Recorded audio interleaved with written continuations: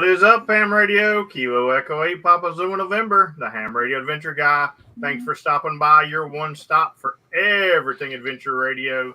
We are rocking into Hump Day as always. Got a great show tonight. And you know what? Because I'm a ham radio operator, happy Thanksgiving because it's already here. I've already activated my Thanksgiving Day. So,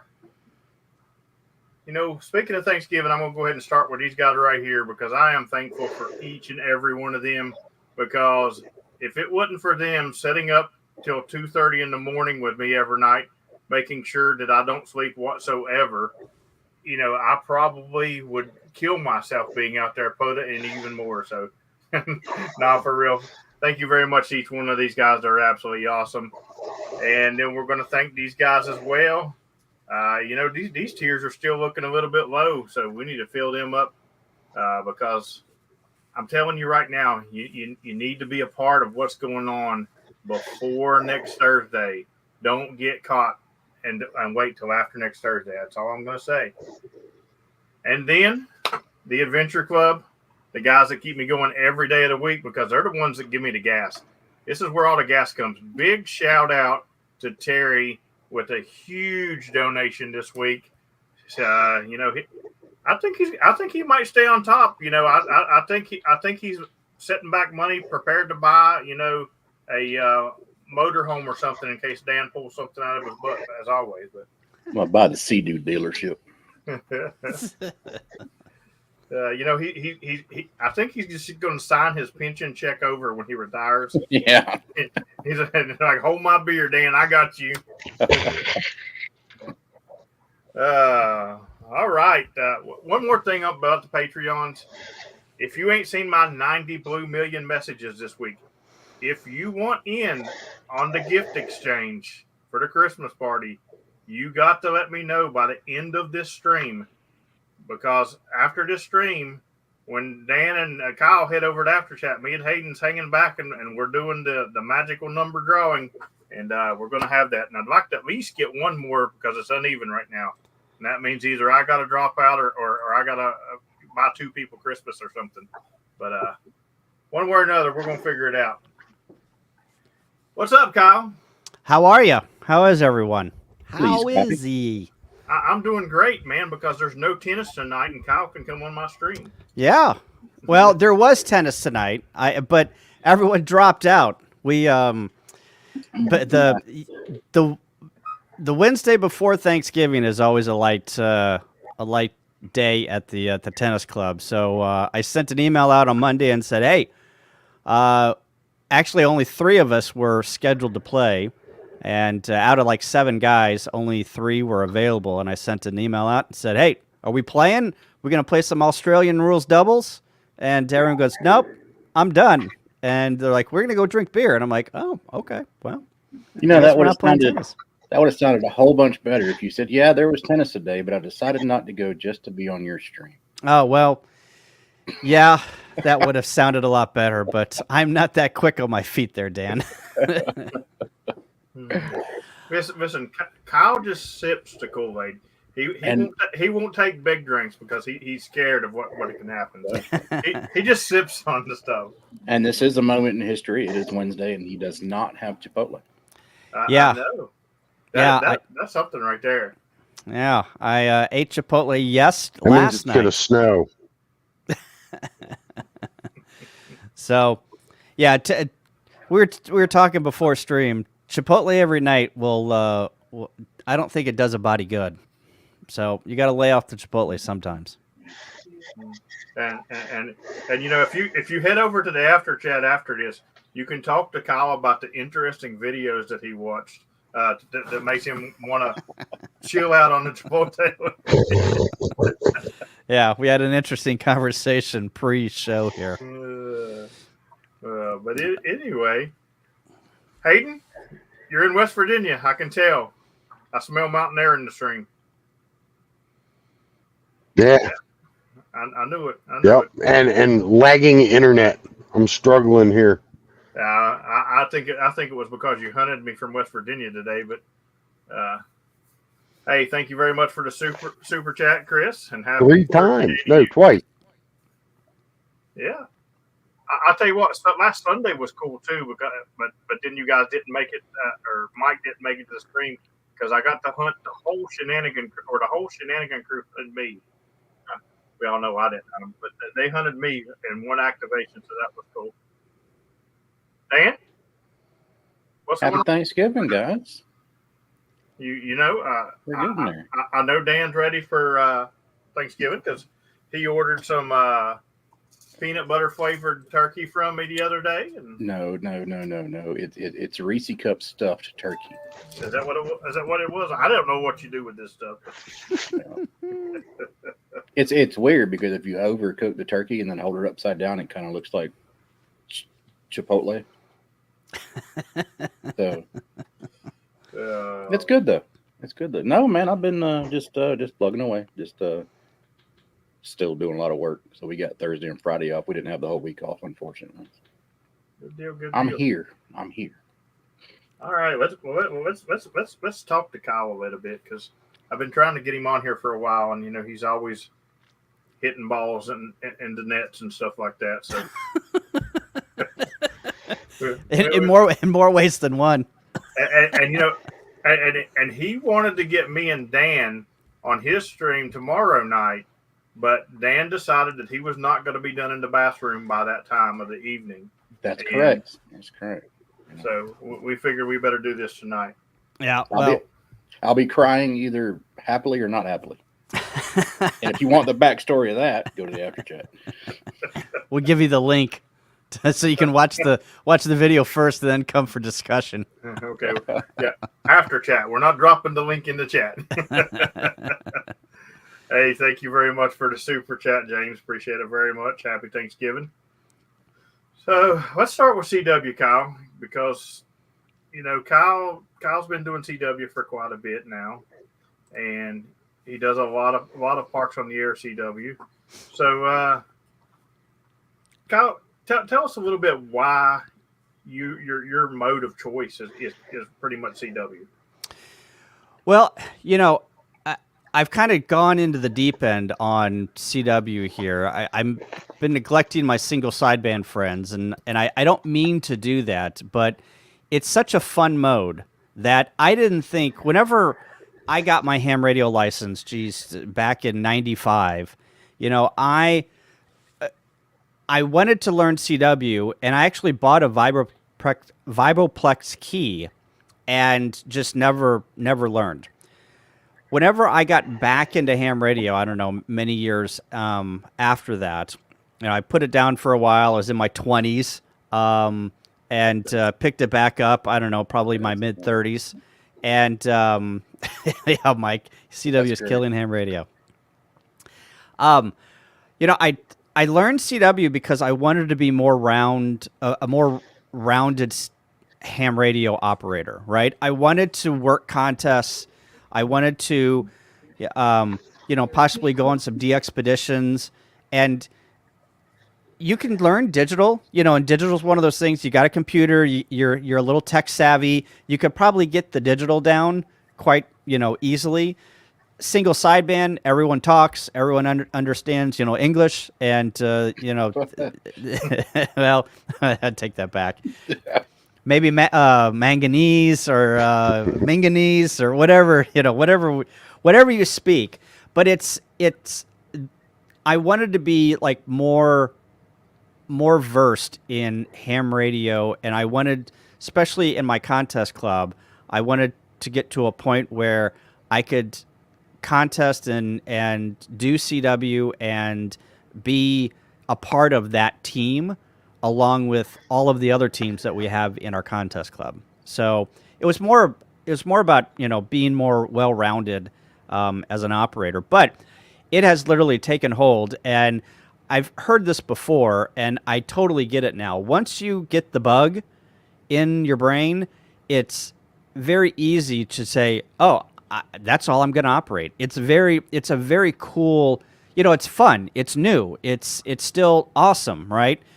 Maybe ask me in 5 years, you know, I might just all be doing single sideband. I don't know, but it's still new and fun to me, you know?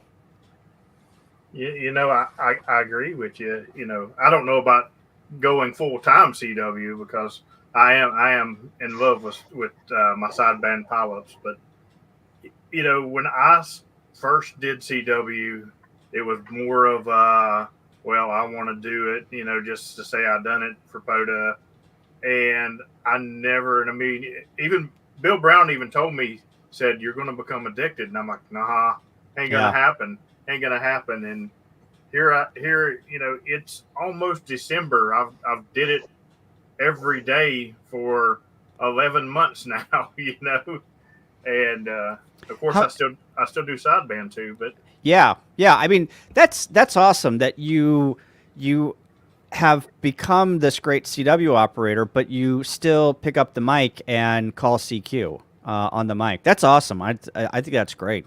How many CW contacts do you have just for POTA so far? Do you have over 10,000? Yeah. Yeah. How many do you have? Well, I'll go ahead and let you in on this. Let you in on a little something, but because I decided not too long ago that I was going to do a personal goal for myself, and I wasn't going to put it out there for nobody because I didn't want to hear somebody saying, "Well, you set your goal for 5,000 CW QSOs this right. year. Now you're changing." I remember that. Yeah. So I have the number. I decided that I'm going to do 20,000 CW contacts this year. Wow, that's amazing. I mean, some of these big contesters and DXers don't even have, and they don't even know CW. They don't even have close to that in single sideband. I have up to date CW and sideband numbers. Well, no, just up to date CW. Sorry, I got sideband too. So. If you want to know, I know where it's basically at. 18,571 CW. So you got 2,000 CW contacts to do in basically a month and a week, right? Yeah, piece cake. Yeah, a little bit over 85,000. Well, I also decided I was going to hit 100,000 sideband to go with that 20,000 CW. Wow, so, that's going to be you're going to have to book it on this. I got it. That'll be impressive. I got it. So, James, do you feel that, go back to January, James, and how much do you think you have progressed from January to December? Do you feel like there's calls that still throw you and letters and numbers that still throw you, or do you feel like you are proficient?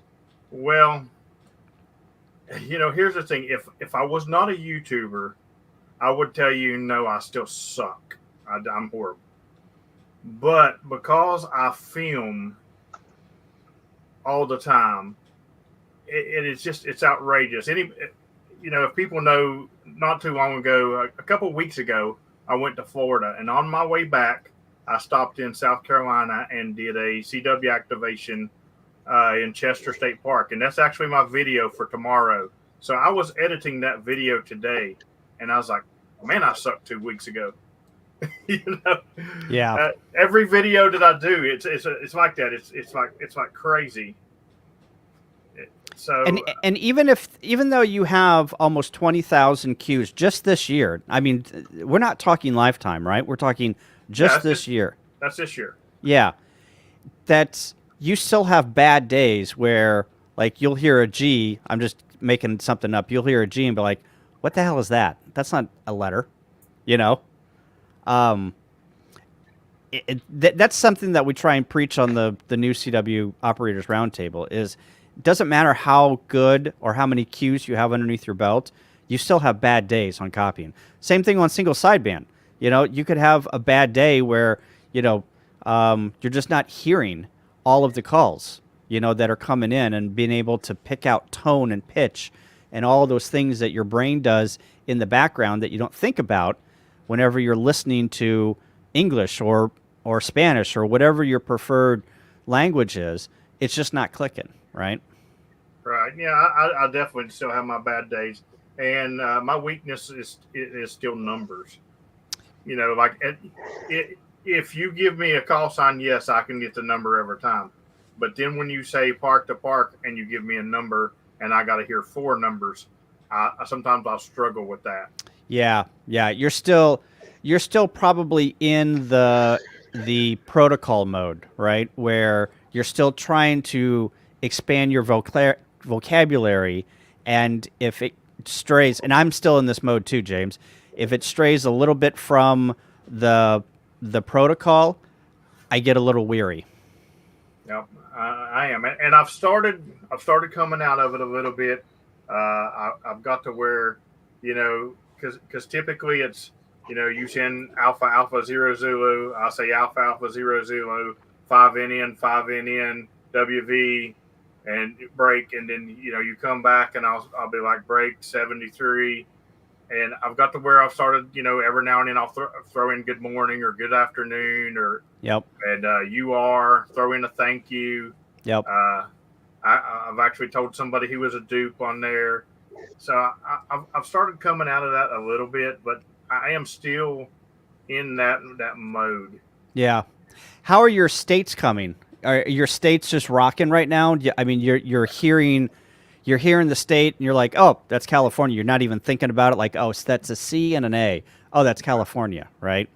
And see, I'm different than most people, because most people, they hear something and they write it down and then they send it back. And I'm different. I hear the call, and after I hear the call, I send the call back, and then I go to my computer and type it.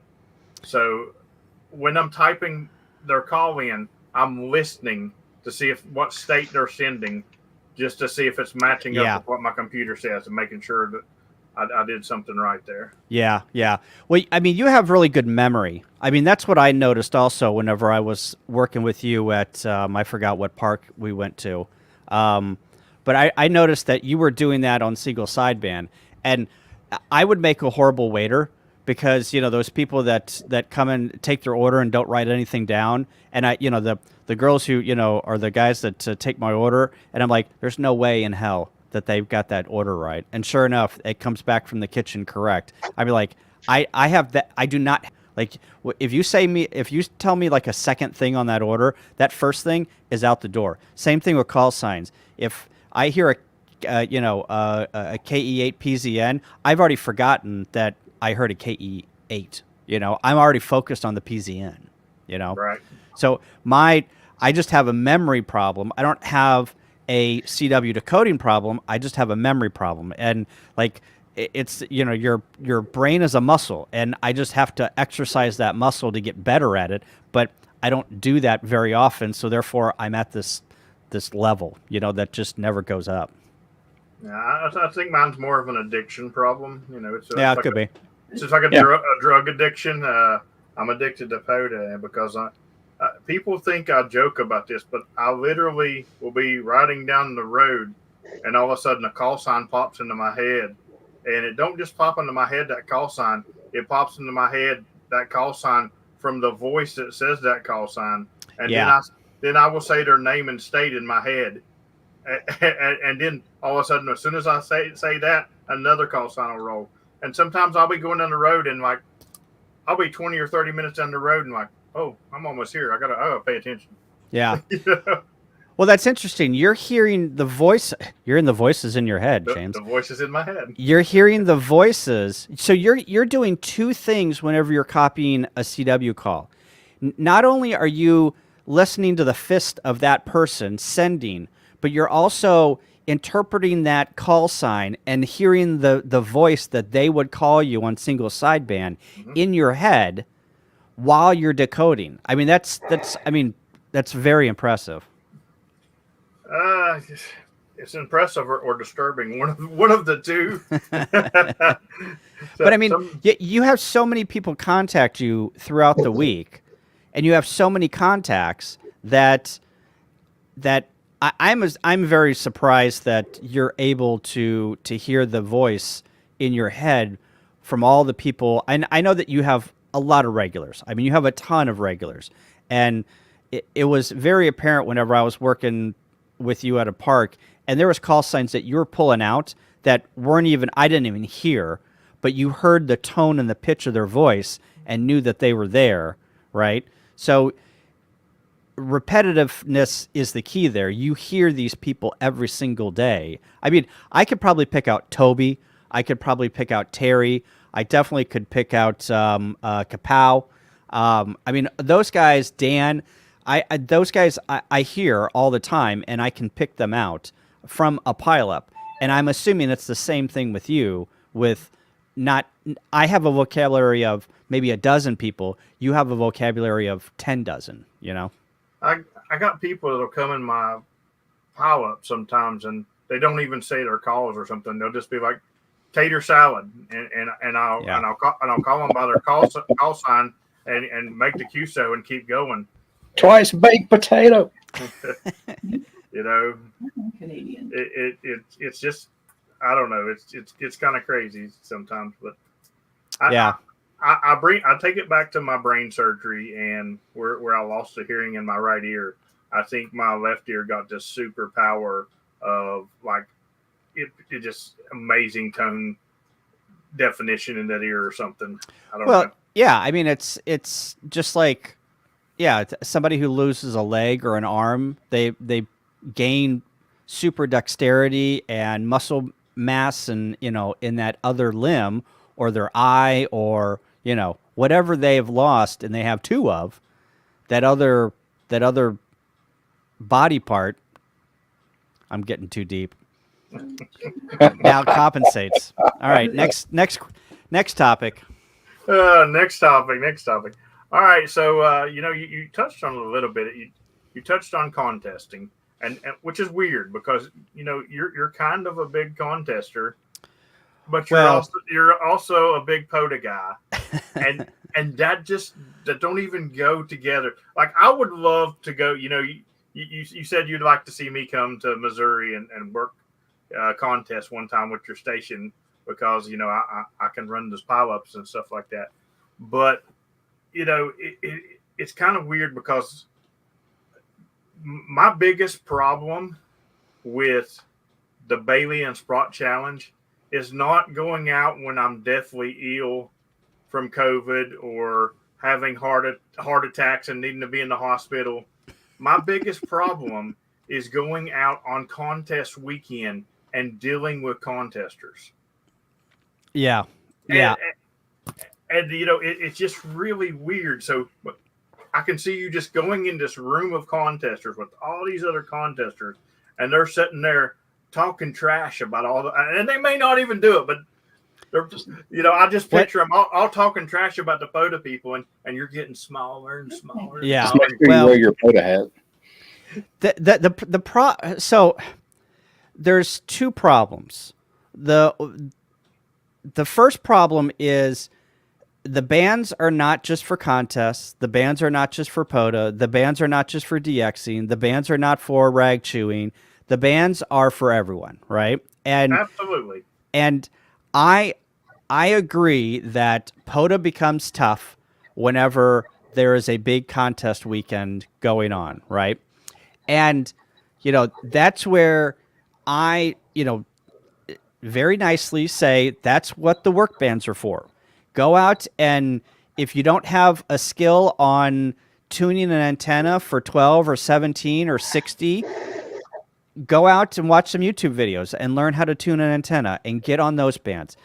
Here's another reason why I wanted to work CW is whenever I was not contesting and I wanted to do pota, and it was a single sideband contest, guess what? I could go down to CW and activate CW. So being more well-rounded as an operator, contest and pota, those, yes, they're two totally different activities, but they don't bother me because I know how to work around them, Yeah. It's not that I mind that they're, taking up all the spots and stuff.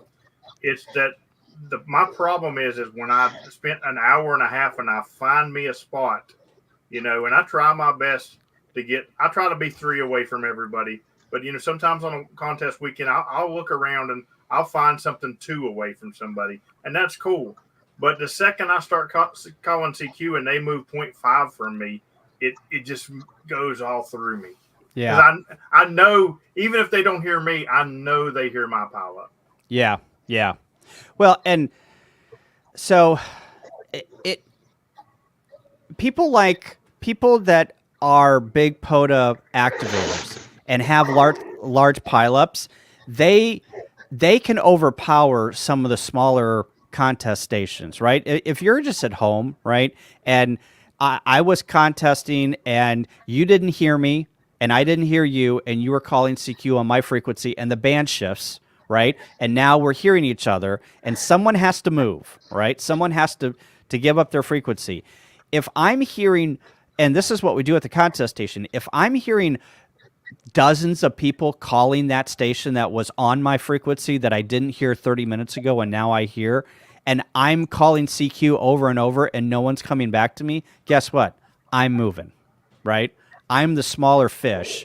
I'm not going to try and overpower. But also, the problem sometimes gets is these big contest stations, they hear the pileup and they decide, oh, well, I'm the bigger station. I've got the bigger antenna. I've got the more power. I'm just going to sit here and everyone's going to go away. And that POTA guy is going to leave. And that is the wrong attitude, right? The attitude should be, if you hear somebody on the frequency and they're running a pileup, you probably, even if you can contact them and say, hey, I'm gonna leave, especially if you're a big contest station. If you're a big contest station, you can go out to another location or another frequency and probably find a free frequency and run somebody else off, right? So that's what I hate about the bigger contest stations out there. Even at my contest station where we've got three antennas, three towers, I get run off by K9CT and K3LR and K5TR and NJ4P. Like all those guys run everyone off because they just have bigger stations. It's just the way that it is, Yeah. And I'm easy to get along with when I'm out there. If you pop over and say, hey, I got this going on, 2 over from you and you're interfering, and you're polite with me, I'll move for you. Yeah. Every single time. I've been out there before and spent 40 minutes looking for a band and called for 2 minutes and then moved for somebody. Yeah. But I totally agree. If you try to run me off, I'm not that guy. You don't want to do that. Just like it was earlier in this week, actually. This guy, I don't even remember what frequency, he decided he was going to try to run. First he kept tuning up on me. And I'm like, do you not know that I know how to use a notch? So I just notch him out. So then he starts whistling. And he's not affecting me whatsoever. I'm making contact after contact after contact. Well, it started dying down, and I really needed to move to another band because it was slowing down, and I like to move when it gets like that. But he kept on and kept on and kept on. And then finally I said, I probably would have been gone about 5 minutes ago, but because you're trying so hard to run me off, I'm going to sit here for a while. And as soon as I said that, it was actually Larry from Ohio, Kilo Echo 8, Uniform Kilo X-Ray. He said, I'm glad you're staying. I needed to contact. And after him, a pile formed. And I stayed there for another 30 or 40 minutes. And then as soon as I was done, all I did was go from sideband to AM and started calling CQ on AM. I'm not that person. I'm not that person. Not only am I going to take single sideband, I'm going to take two bands. Two single sidebands. Ask me to move nicely, and I'll move. Yeah.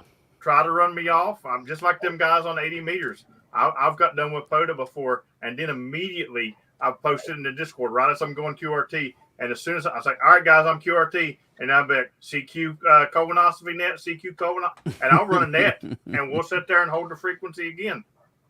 I just don't. I'm not that guy. Yeah. We all have to exist somehow, right? And being nice and being considerate and being respectful goes a long way. Absolutely, I agree. So, for all of the POTA people, because we know it's all POTA people here in the chat anyway, tell us why we should try out contesting. So the number one reason why POTA people, especially activators. So, all right, there's two things here. if you are an effective search and pouncer, you're an effective hunter. Essentially, you're searching and pouncing for a contest, right? You're going from frequency to frequency, and Dan is a perfect example. He is one of the best hunters in POTA, and he would, if he contested, I bet you anything, his skills that he has honed as a hunter, he would probably have a run rate of some of the good contesters on running, right? Activators, they would make good people in contests because you're pulling call signs out of a pileup, and whenever you're running in a contest, that's exactly what you're doing, right?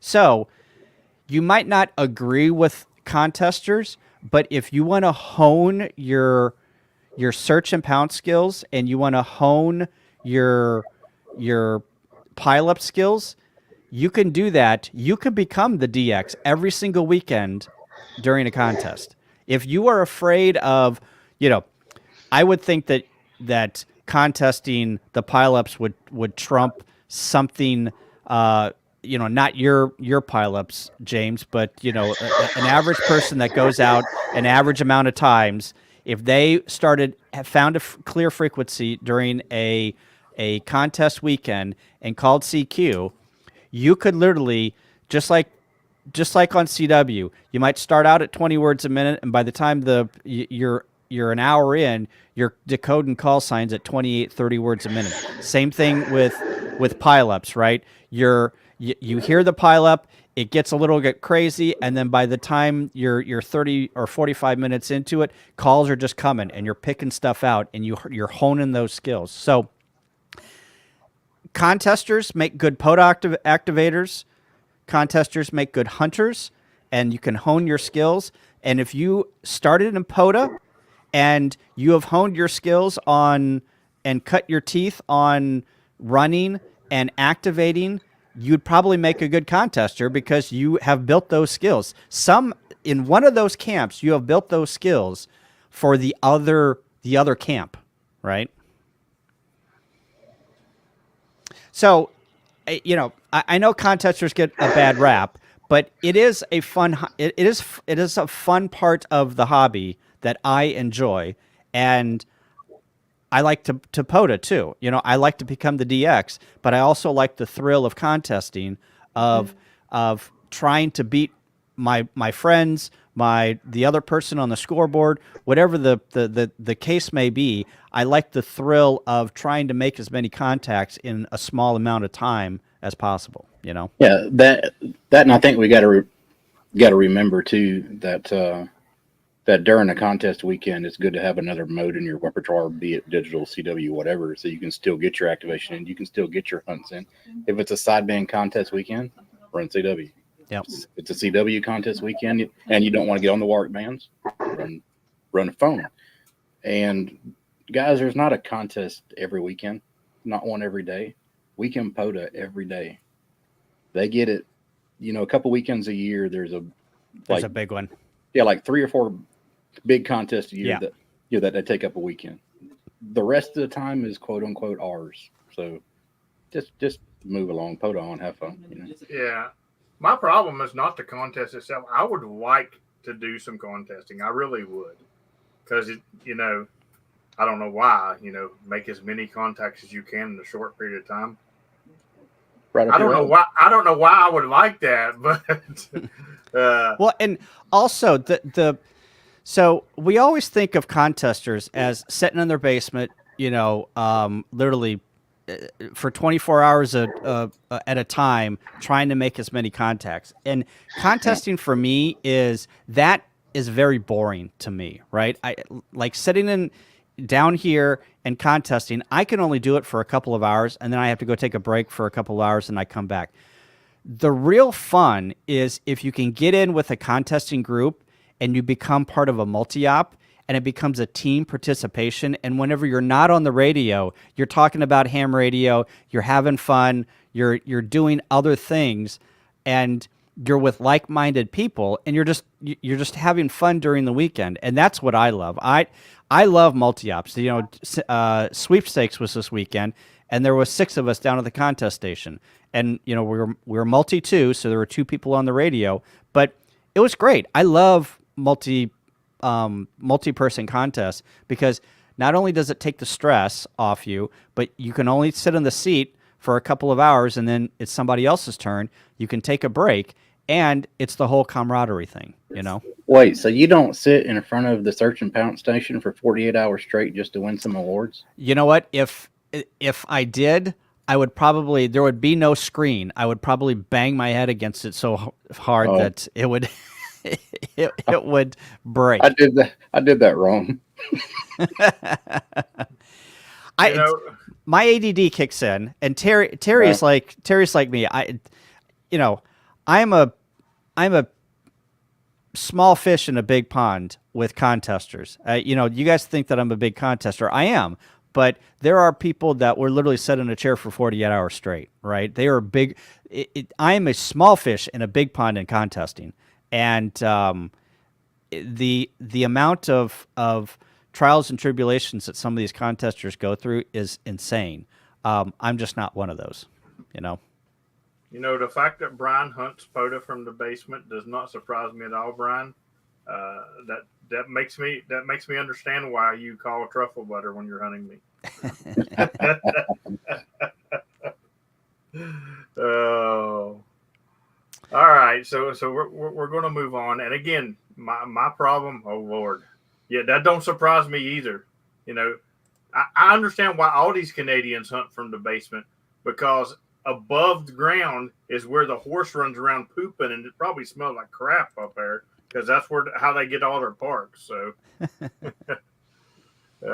anyway, and once again, my problem is not with the contest itself. And it's not with them having their weekend. I'm all for that. I can go to the other bands. Just like tonight, I wanted to do a quick one before the stream, and I worked 60 meters. You know what I'm saying? I can activate anywhere. I could probably spot on 2 meters and get an activation. Not really, but my problem is the. And it's not that there ain't some rude pota people out there. I'm sure too, Yeah. but it brings out the rude people, just like the Nets do. Get off my lawn. I've been here for 40 years. My problem ain't with Nets. My problem is the people and their attitudes. Yeah, yeah, and there's rude people everywhere. I could name some, but I'm not. But there's plenty of rude hunters out there that I hear on a daily basis that are just total a-holes. No way. But it's up to the individual person that's either on the receiving end of that as an activator. There's some rude activators too. Or another activator that's listening to that. Are you going to let that affect you? Me, I just, whatever, man. Go on about your day. You're not going to get me in a bad mood. It's just radio, Yeah. How about some 160, man? 160 it's just hard as a pota activation because if you're using a wire, you got to have an outrageous one, and if you're using a vertical, it gets kind of iffy tuning it up sometimes. I actually redid my 160 just for Terry. I need to go out here soon because he needs 160 at a park that I frequent. So. Best resources for learning CW. Well, my answer is going to be the Long Island CW Club. Kyle's going to have so many more resources, but that's going to be my answer because that's where I started. But the best resource, I don't care what anybody says, is do it every day. You have to practice every day. If you practice every day, you will get better. And I know this because my practice every day is in the park. So, yep. You have to be consistent. And you have to stick with it. There's so many people that they get halfway through, learning the alphabet and they put it down because they get discouraged or life gets in the way. If you want to learn it, it's like a language, right? You have to use it every single day. Yep. Just like Minganese, if you don't stay fluent with it, you won't understand going in the gas station up there. That's true. You're right about it. That's why I'm so rusty. I don't use it. So, anyway. They must not have very many minis at their Moses. So Kyle was going deep earlier, and this is Hey, Whoa. this is a question that I'm ready for him to go deep on again. It's the big one, Kyle. I want to know where you think the future of ham radio is going. Oh, jeez. Oh, good grief. I'm going deep with this one. All right. Hold on to your butts. You ready for this? I'm ready for it. All right. So, ham radio has a problem. The problem is we are stuck and we don't embrace technology. The manufacturers do not embrace technology. The operators don't embrace technology. There is a huge divide between ham radio and what technology can give us in ham radio today, right? Take a look at the gamers, right? And what the gamers have created in society today. They've created Discord, right? That was a gaming platform that they wanted to use to contact their friends and do all these cool things with, right? Now, ham radio has adopted it with, every other, quilting hobby or, macrame or whatnot, that they have jumped on the bandwagon. But there are so many things that we could be doing cool in ham radio that we're not, that I wish that we could, and we could get over this hump. Like, they talk about a hump in CW, the 13 word per minute hump. Why haven't we gotten over this hump in ham radio to do cool things like virtual reality, right?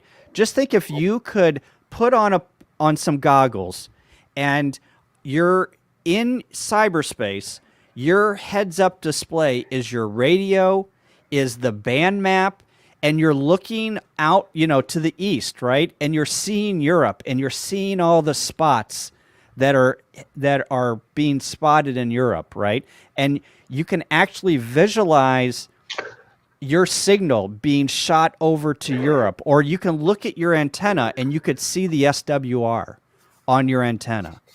Or you could see what the radio waves were doing and how your antenna was propagating in real time, right? That's some of the cool stuff that we could be doing in ham radio, but we're not, because we can't get past the whole point of, we can't even score a contest in real time. Whenever you work a contest, you send in a paper log, an email log that you print it out as a text file. And then 3 months later, somebody comes and says, "Oh, guess what? You won." Oh, thanks. I've forgotten about that contest. I want instant gratification. I want to know at 6 p.m. in Central Time on big contest weekends exactly what place I came in at, right? We can't even do that. So where are we going to go with ham radio whenever we're doing virtual reality, we're doing AI, we're doing real-time analysis, we're literally, it's almost like Squid Game for ham radio, right? Why haven't we invented some type of Squid Game for ham radio? Soapbox / carrot. I think it comes down to not so much the technology, it's the people that are willing to adopt it. Yeah, that is true. You can have technology there. Like, it's not hard to do live scoring. Not hard one bit. Like, technically, it's not hard to do. Right. But getting people to adopt that technology, that's where you're going to have the trouble. I mean, you got people now that say, "Or I don't want to work that mode because I'm not talking to a human." Those people are never going to adopt that technology. Yeah. Well, so my theory is, we've got, let's go back to contesting and the technology that goes into that. So if we've got these big, huge worldwide games that happen on CQ Worldwide or WPX or, one of the big contests, right? And let's say that you are tired of the curmudgeonly old man that the curmudgeon old man that says, here are the rules, and you have to play by these rules if you want to work this contest, right? Screw you. I'm going to make my own rules for that weekend, and I'm just going to use your contacts. I'm going to make contacts like I normally would, but I'm going to play by new rules, and I'm going to make it in virtual reality, or I'm going to make it fun. I'm going to make new rules that embrace technology. And then whenever people start seeing what's going on the other side, and they're submitting scores to this other contest, as soon as that contest becomes 51% of the people, that's now we have won, right? The contesting technology has now pushed it over to the other side, and now we're actually moving the needle on contesting, right? Say the great thing about POTA, you take a look at the POTA website and all the cool things that they're doing in POTA. That's exactly the new generation of what's going on, right? There's so many more things that they're doing with POTA, but I understand that they probably have a resource, constraint. But look at the cool webpage and I mean, you go to a webpage now that is ham radio related, it looks like it was done in GeoCities, right? Yeah, like 1992, yeah. Exactly. Like, we need more POTA people that are on the back end doing stuff in contesting, in FT8, in making game. We need to gamify ham radio more to get more kids and more youth in, because that's where they are flocking to. Absolutely. You see some of these guys on Twitch, and they have 5, 6, 7 million viewers, subscribers. Just think if one of those dudes, one of those gals, anyone, binary person, decided that they were going to take up ham radio and they were going to show them streaming a contest. The ham radio would probably get more views and eyeballs connected to those streamers than probably there's ham radio operators in America. Oh, absolutely. That's why POTA is so popular too. It's not the fact that I make contact with James and James gives me a signal report. That in and of itself is boring. It's not fun at all. Just making a contact with somebody. What's alluring about it is the gamification of the whole contact. Right. I mean, we have gamified POTA, right? I go to my POTA, I bring up my POTA stats at, whenever I'm actively doing POTA. I've kind of taken a break, but whenever I'm actively doing POTA, I bring those stats up at least once a day, right? Why am I bringing them up once a day? Because it's a game. Yep. I want to see the stats.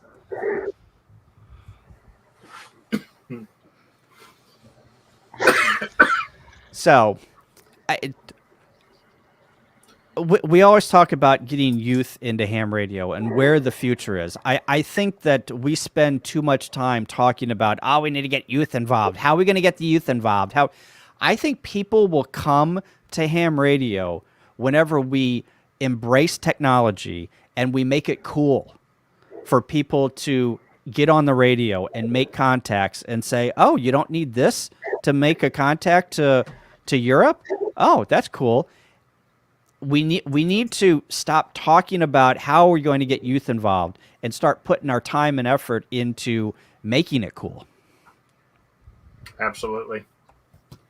I agree 100% with that right there.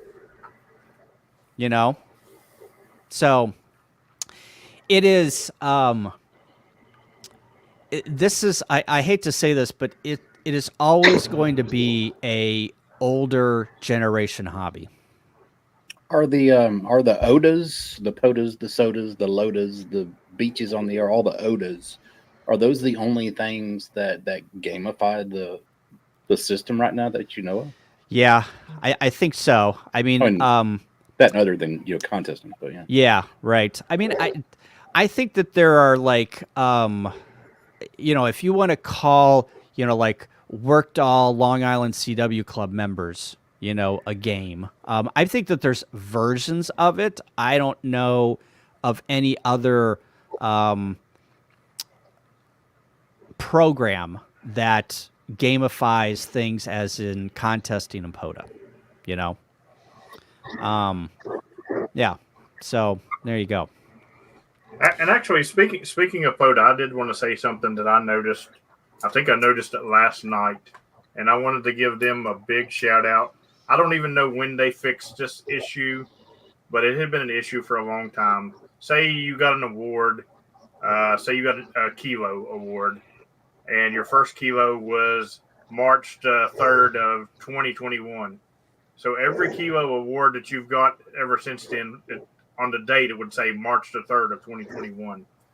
That's changed now. They fixed that problem finally. I noticed I actually got my triple eagle from Chief Logan Park, and when I looked at it, it had a date of 11/17/2023. And then somebody else that was in Discord talking with me. Somebody's really loud, but I think it's Hayden. Somebody who was in Discord talking with me. They pulled their latest kilo and it had an updated date on it. So, they finally fixed that. I know a lot of people had an issue with that because they wanted to know when they got their award. So shout out to them for always, trying to fix problems. I mean, that's another thing that's great about POTA is you have active people who know what the back end should be doing, and they're actively fixing problems, right? There's some programs out there that the rules, start and they end, and we put them out and they're not changing, right? Or we're not going to do something new that makes this job easier. We're just going to be like, well, this is, I absolutely hate the phrase, well, this is how we've done it all the time, so this is how it's going to be. That our club here in St. Louis, we've got many clubs, but our club, whenever I was running that, I was president for 4 years, and our club was 300 members, and there's so many times where I would get up and propose a new change, and I would be met with resistance of, well, this is how we've done it for 10 years. And I'm like, okay, that's great. How are we going to do it tomorrow? That's why we want to change it. Yeah. Right. Let's talk about how we're going to do it tomorrow, And they were just like, how dare you change how we have done things for the last 10 years? And it was just a constant fight. Yeah. And it's like that with a lot of ham radio.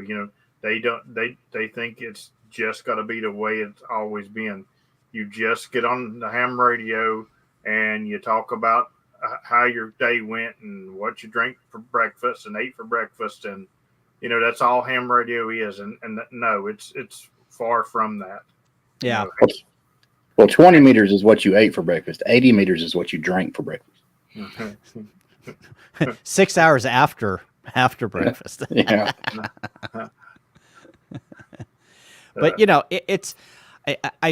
I wish that we embraced technology faster in ham radio. I wish that the manufacturers embraced technology in ham radio faster. I mean, why are we still putting TFT displays on some of these radios? Like, why are we still using old technology in some of these radios? Why are we still, have cables that connect the heads? Why haven't we embraced some type of wireless technology to go wireless on some of these? Why can't I connect my damn phone to my radio? Like, why? Why? Why?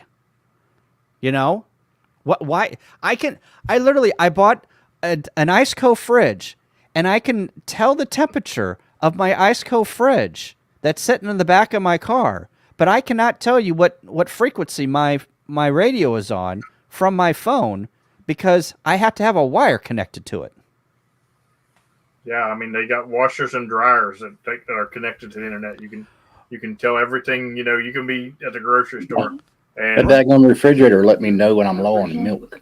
Right, exactly. Like, we have, why isn't every single radio that comes off of a manufacturing line not fully remotable? Fully.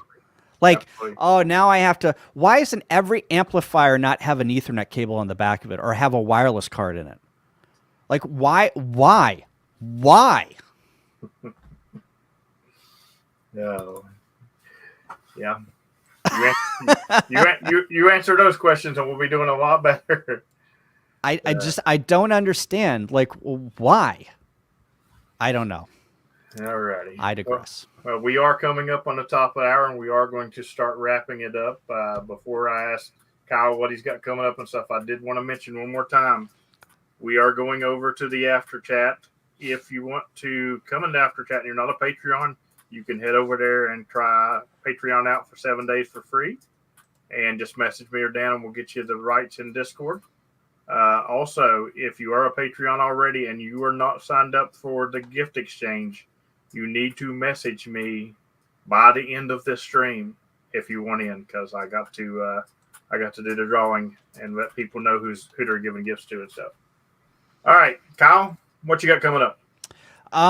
I have, so Thursday we were going to stream, but everyone's busy eating turkey for some odd reason. It's a national holiday. I don't know. But so on Monday of next week, every other Monday I do a stream called the New CW Operators Roundtable, where we talk about new CW topics. And next Monday, we're going to have some guys on from the Long Island CW Club, and we're going to talk about bugs.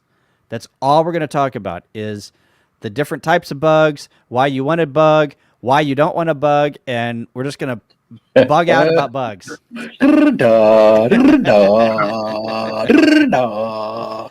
you going to talk about why the bugs bug me when they contact me? Why is there a bug? Why is a bug so hard to decode? Just riddle me that. Well, it's because the number 4 is. But then after that, I'm going to start streaming quite a bit on every Thursday at 8 p.m. Central. And let me tell you the lineup that I have. So we've got Jason KM4ACK. He's going to come on and talk about APRS. And then we're going to have Rebecca KO4KVG, and she's going to talk about ham radio and orienteering. She has a YouTube video called RF Quests. If you want to go out and subscribe to her, she does orienteering and ham radio. Then we're going to have KB9VBR. We're going to talk about camping and ham radio. I just bought a teardrop trailer, and he's got a teardrop, and we're going to rap about teardrop trailers and how we can integrate ham radio into them. And then on the 21st of December, I'm going to have Max George, NG7M, and we are going to talk about cluster servers, and we're going to decode all the cool things that you can do with cluster servers whenever you telnet into them, all the cool things you can do, and we're going to show you some commands on how to become a master at cluster servers. That stream sounds like a cluster server. It is. It's going to be a cluster. We're going to decluster the cluster server so you don't get a declustered server. Gotcha. So yeah, I definitely want to check out this ham radio and orienteering. I used to do something called orienteering racing, where you had to go find all these checkpoints and stuff like that. And then I did adventure racing, which had checkpoints that you had to find with compass and stuff. So that sounds very interesting to me. I definitely want to check that out. Yep. And we've got a whole slew of new ham radio operator roundtable stuff. We've got QRP, we've got DXing, we've got a whole bunch of. I've been like literally booking people the last 2 weeks, and I've got topics all the way until the end of April. So awesome stuff. Come check us out at just Google my call sign AA0Z, and usually I'm the first one to come up. I think I'm the only AA0Z. There might be more, but I think I'm the only one. It's the only one that ever came up when I Google it from somebody's house or something. Yeah, so there you go. But Dan, what you got coming up? Not a lot, man. Turkey Day, Kyle. Good to see you again. Always a pleasure, brother. If you're traveling for Thanksgiving, anybody drive safe, please, and have a great Turkey Day. Don't eat too much. All right. For myself, I'm going over into after chat after I draw these Christmas names right here in a minute, and hanging out. Tomorrow, I got a CW activation from South Carolina being dropped at 4 o'clock. I'll be potaing every day and streaming on Sunday and Wednesday. Next Thursday is a very big news video coming out for me.